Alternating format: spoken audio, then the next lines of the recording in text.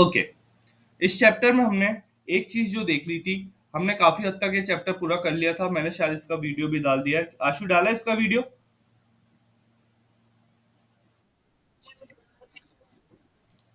तो बोलना चाहिए ना ब्रो। क्या? हाँ। इसका। हाँ, ओके।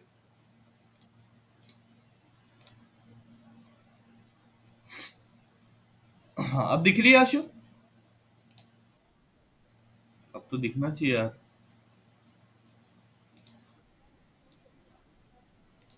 नहीं, दिखेगी दिखेगी, डोंट वरी।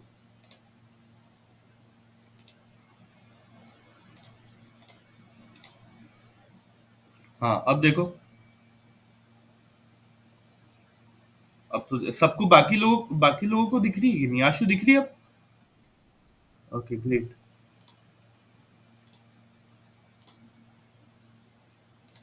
हम्म।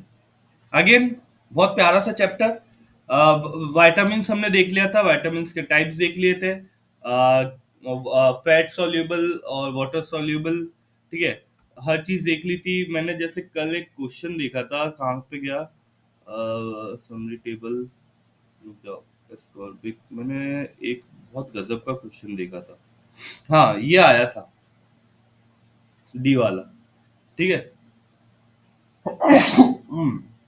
सॉरी। ये इसका नाम दे के रखा था ऐसा कुछ, और पूछा था कि कौन सा विटामिन है, तो डी है इसका आंसर। तो ये आपको ये चीज अच्छे से रिवाइज करनी है, ठीक है। एंजाइम्स हमने पढ़ लिए थे। एंजाइम के कैरेक्टरिस्टिक्स देख ली थी। अगेन, एंजाइम से आ जाते बेसिक बेसिक क्वेश्चंस।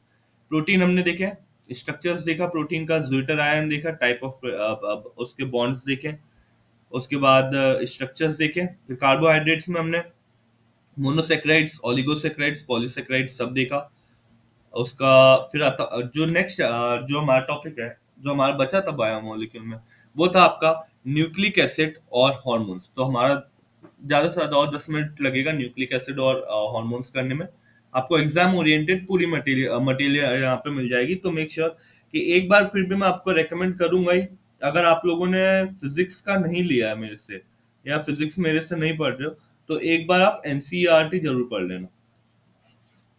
केमिस्ट्री वाले स्पेसिफिक, जिसने मात्र केमिस्ट्री, जो केमिस्ट्री पढ़ रहा है, जो फिजिक्स नहीं पढ़ रहा है, एक बार प्लीज मेक श्योर कि आप लोग एनसीईआरटी को भी पढ़ लेना इस चैप्टर की और पॉलीमर की, ताकि आपको वो सब चीजें अच्छे से क्लियर हो जाए, ठीक है।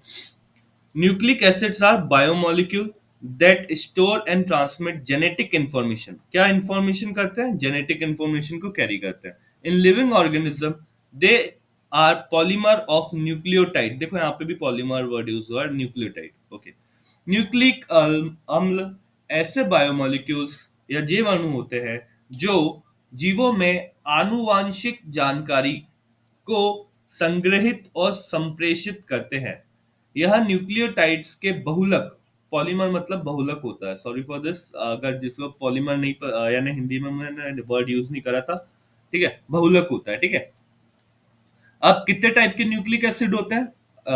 तो सर दो टाइप के होते हैं। एक होता है आपका डीएनए और एक होता है आपका आरएनए, ठीक है। डीएनए का फुल फॉर्म तो D oxy ribo nucleic acid, और आरएनए का full form ribo nucleic acid. दोनों पेंटोस शुगर होते हैं। Pentose sugar. शुगर मतलब शर का वर्ड यूज होगा या जो भी होगा, आप उसको एक बार चेक कर लेना, ठीक है। डीऑक्सी राइबोन्यूक्लिक एसिड और राइबोन्यूक्लिक एसिड। अब सर क्या होता है, डीएनए जो है वो जेनेटिक इंफॉर्मेशन को कैरी करता है, अनुवांशिक जानकारी। और जो आरएनए है उसका काम है प्रोटीन सिंथेसिस या फिर प्रोटीन संश्लेषण का, ठीक है। Chemical composition of nucleic acid. Chemical composition of nucleic acid, nucleic अम्ल की रासायनिक संरचना। तो ये तीन कंपोनेंट से बने होते हैं, ठीक है। तीन चीजों से बने होते हैं, तीन चीजों से मिलके बने होते हैं। एक आपका नाइट्रोजनस बेस, नाइट्रोजनस युक्त क्षारक, ठीक है। पेंटोस शुगर, एक रिंग होती है 5 ऐसे करके, इसको बोलते हैं पेंटोस शुगर, ठीक है। तो डी डाईऑक्सी राइबोस और इसको राइबोस, याद रखना, डीएनए से डाईऑक्सी राइबोस और आरएनए का नॉर्मल राइबोस, ठीक है। और एक फॉस्फेट ग्रुप। अब फॉस्फेट ग्रुप क्या करता है, ये जो लिंक जितने भी शुगर है, ये जो नाइट्रोजनस बेस है या तो फिर नाइट्रोजनस युक्त क्षारक है, उसको जोड़ता है एक दूसरे से, एक बॉन्ड बनता है जिसका नाम होता है फॉस्फोडाइएस्टर बॉन्ड। फॉस्फोडाइएस्टर बॉन्ड, इससे जो पूरे शुगर के बेस, ये नाइट्रोजनस बेस है, वो जुड़ते हैं और कुछ नहीं होता, ठीक है। नेक्स्ट आता है आपका स्ट्रक्चर ऑफ न्यूक्लिक एसिड। तो न्यूक्लियोसाइड और न्यूक्लियोटाइड, याद रखना वर्ड, न्यूक्लियोसाइड और न्यूक्लियोटाइड करके दो चीज होती है। न्यूक्लियोसाइड क्या होता है? तो sir base plus sugar, base plus sugar.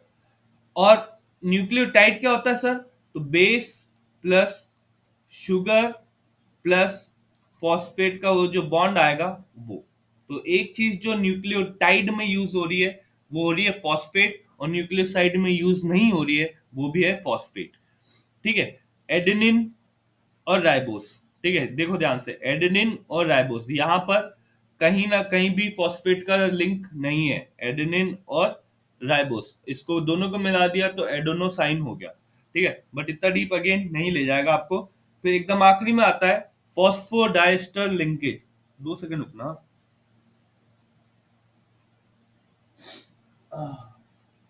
बाप रे बाप। फॉस्फोडाइस्टर लिंकेज, ठीक है, a chemical bond that links phosphate group one nucleotide to the another sugar, है ना, to form a DNA और RNA. It forms a backbone, backbone word use हुआ। यह वह रासायनिक बंध होता है जो न्यूक्लियोटाइड के फॉस्फेट समूह को दूसरे न्यूक्लियोटाइड की सरका से जोड़ता है। यह डीएनए आरएनए की रीढ़ या बैकबोन बनाता है, ठीक है। तो ये फॉस्फोडाइएस्टर लिंकेज जो है या फिर फॉस्फोडाइएस्टर बॉन्ड जो है, ये हमेशा याद रखना आप, बैकबोन कहलाता है डीएनए और आरएनए की, रीढ़ की हड्डी, whatever you want to call it, ठीक है। ये एक न्यूक्लियोटाइड, न्यूक्लियोटाइड वर्ड यूज हुआ ना कि न्यूक्लियोसाइड, एक न्यूक्लियोसाइड के जो फॉस्फेट ग्रुप को एक दूसरे पेंटोज शुगर से जोड़ता है। पेंटोज शुगर क्या होती है सर? डीएनए में डाईऑक्सी राइबोज होता है और आरएनए में क्या होता है सर? राइबोज होता है, और कुछ नहीं। ये है आपका बेसिक स्ट्रक्चर। तो ये जो रिंग दिख रही है आपको, ये वाली रिंग, ये और कुछ नहीं है, ये पेंटोज शुगर की रिंग है, ठीक है। ये जो वाला पार्ट दिख रहा है ये आपका फॉस्फोडाइएस्टर बॉन्ड है, ठीक है, फॉस्फोडाइएस्टर बॉन्ड है, ठीक है। ये इससे लिंक होता है बेस शुगर से ना। ये बेस आपका अभी आप थोड़ी देर में आगे पढ़ोगे, ठीक है, ये वैसे मैंने लिख के रखा है, बेस तो यहीं पे है ना। और क्या क्या है जो चीज, न्यूक्लियोसाइड और न्यूक्लियोटाइड में अंतर। तो देखो, एक ही चीज से, एक डायग्राम से बहुत सारी चीजें आप पढ़ सकते हो। ये देखो यहाँ पे बेस है और आपका पेंटोस शुगर है, ये आपका न्यूक्लियोसाइड हो गया। यहाँ पे बेस है, पेंटोस शुगर है और फॉस्फेट है, ये हो गया आपका न्यूक्लियोटाइड, ठीक है। अब आपने सभी ने बायोलॉजी में और कभी ना कभी लाइफ में डीएनए और आरएनए पढ़ा ही होगा। तो यहाँ पे आता है ATGC, ATGC, A double bond T, G double bond triple bond, sorry D, G triple bond C. इसको बोलते हैं हम पेंट, ये बेसिस आ जाते हैं, बेस हो जाते हैं। क्या बोलते हैं आशु ये बेसिस को हिंदी में? हाँ, क्षार, क्षारक, क्षार, ये whatever you want to call, ठीक है। ये होती है adenine, guanine, adenine, guanine, thymine और साइटोसिन। डीएनए में यूरेसिल नहीं होता है, ठीक है। आरएनए में होता है एडेनिन, यूरेसिल, ग्वानिन और साइटोसिन। थायमिन नहीं होता है, ठीक है, याद रखना। का एटीजीसी डीएनए वो याद रखो, वहां पे यूरेसिल नहीं होता है, और आरएनए में थायमिन नहीं होता है, ठीक है। डीएनए में थायमिन होता है, यूरेसिल नहीं। आरएनए में थायमिन नहीं होता है और यूरेसिल होता है, ठीक है। Difference between DNA and RNA में, दोनों में अंतर क्या है? तो सबसे पहले तो नाम का ही अंतर हो गया, डीऑक्सी राइबोन्यूक्लिक एसिड, और आरएनए हो गया आपका राइबोन्यूक्लिक एसिड। फुल फॉर्म ये देख लिया आपने। अगेन पीएनएसटी में एक क्वेश्चन था जिसमें डीएनए का शायद फुल फॉर्म भी पूछा था, if I am not sure, मुझे एक बार देखना पड़ेगा, बट हाँ ऐसा मुझे याद हल्का फुल्का आ रहा है कि हाँ डीएनए का फुल फॉर्म भी पूछा था, ठीक है। तो मेक श्योर, ये हल्की हल्की चीजें हैं बहुत। देखो कितना प्यारा है कि अगर आपको एक ही नोट्स में मिल जा रहा है कि हाँ फुल फॉर्म तक के और ये सब बेसिक चीजें हो जा रही क्लियर, तो मेक श्योर कि नोट्स तो आप लोग अच्छे से पढ़ोगे, ठीक है। कौन है जो डिलीट आ रहा है?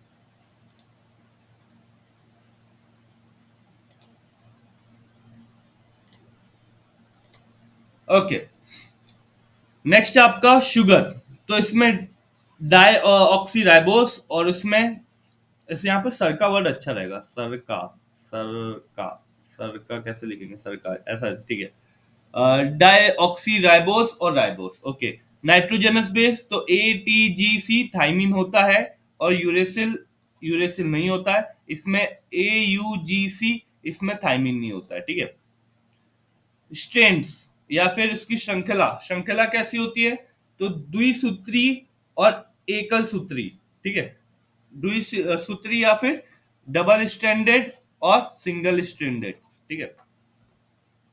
लोकेशन इन सेल कहाँ पे मुख्यतः पाया जाता है? तो न्यूक्लियस में या फिर माइटोकॉन्ड्रिया में, नाभिक में या फिर माइटोकॉन्ड्रिया में। और RNA साइटोप्लाज्म में और या फिर न्यूक्लियस में। फंक्शन क्या है? अभी हमने देख लिया था, जेनेटिक या अनुवांशिक जानकारी, और इसका फंक्शन क्या है? प्रोटीन संश्लेषण और या फिर सिंथेसिस। स्टेबिलिटी क्या होता है?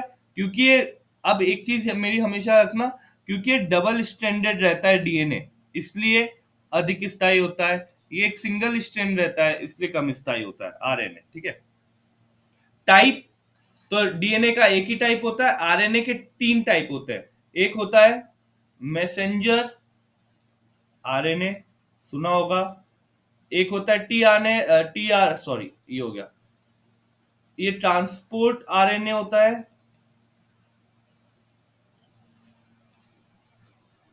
ट्रांसपोर्ट RNA और रिसीवर RNA, 3 टाइप होते हैं, ठीक है। ये हो गया आपके बेस पेयरिंग रूल। A कभी भी T के साथ जाएगा और G कभी भी C के साथ जाएगा। A कभी भी U के साथ जाएगा, G तो C के साथ कंफर्म ही, ठीक है। तो DNA एकदम आखिरी में जो DNA के बारे में है वो है कि DNA is a permanent genetic material found in nucleus. DNA एक स्थायी अनुवांशिक पदार्थ है, न्यूक्लियस में पाया जाता है।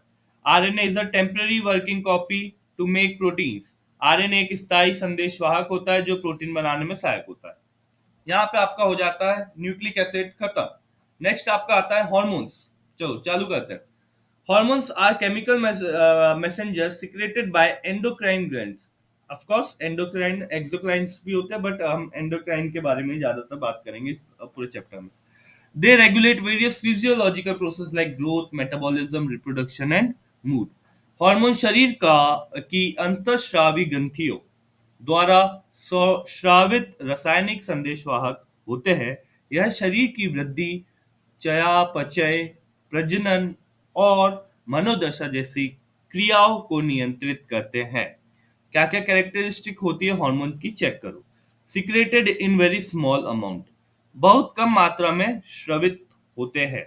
ट्रांसपोर्टेड थ्रू ब्लड, किसके थ्रू ट्रांसपोर्ट होता है? तो रक्त द्वारा पूरे शरीर में पहुंचते हैं। एक्ट ऑन स्पेसिफिक टारगेट और ऑर्गन, ठीक है, विशेष लक्ष्य अंगों और कोशिकाओं पर ही काम करते हैं। Okay, do not provide energy, energy नहीं देते हैं। वाइटामिन भी हमने देखा था, वाइटामिन भी एनर्जी या ऊर्जा नहीं देते हैं, ठीक है। But regulate body function, regulate body function, ऊर्जा नहीं देते हैं परंतु शरीर की क्रियाओं को नियंत्रित करते हैं। इसमें भी 2 टाइप होते हैं, एक वाटर सोल्यूबल और एक फेट सोल्यूबल, ठीक है, जो जल में घुलनशील हो और जो वसा में घुलनशील हो। तो जल में कौन से घुलनशील हो गए? इंसुलिन और एड्रिनलिन, याद रखना, इंसुलिन और एड्रिनलिन, ठीक है।